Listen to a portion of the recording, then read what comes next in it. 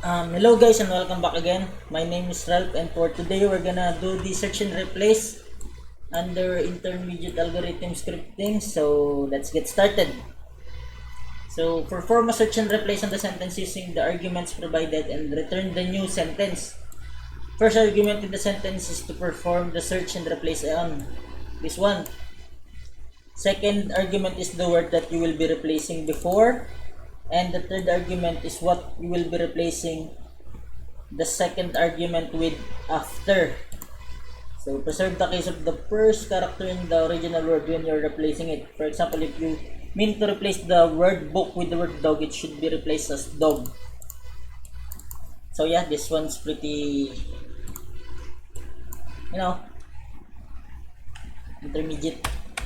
So the first thing we're gonna do is let's create a temp and let's split this one into space. So let's cancel the temp.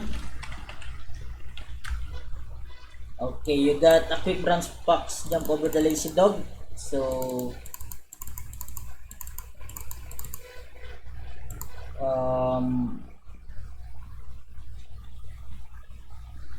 next is map this array.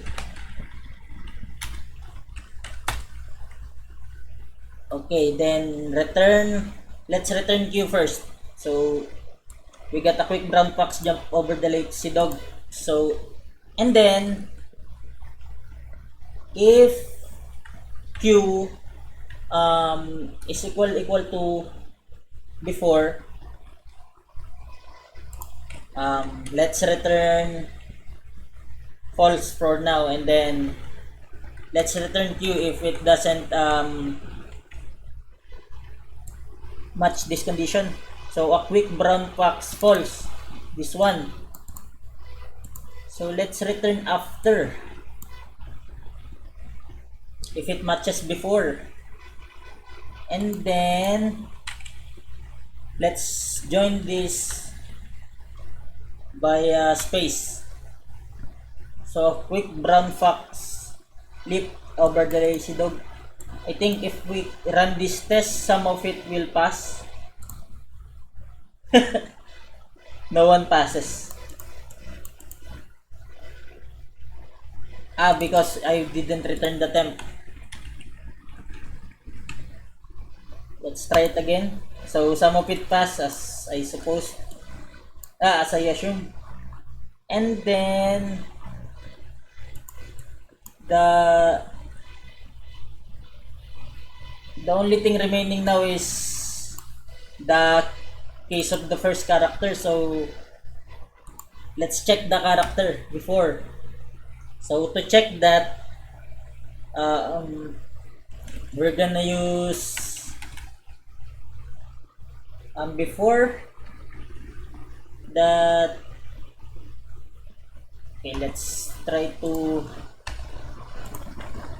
cons a equals Ralph a0.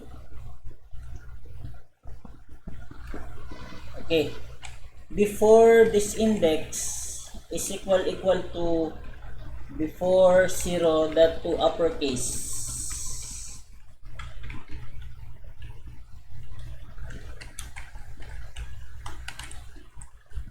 So if it's uppercase before, I'm not sure how to capitalize the first letter in the short way, so let's search it. Capitalize first letter. So I want the shortest way. Okay, this one. So let's just copy this one. Is there a shorter way? A shorter way is CSS, so this one. Let's just copy this for now, and then after that after, let's return it and let's see if it works. So that's how you do the search and replace. Thanks for watching guys, and see you in the next videos.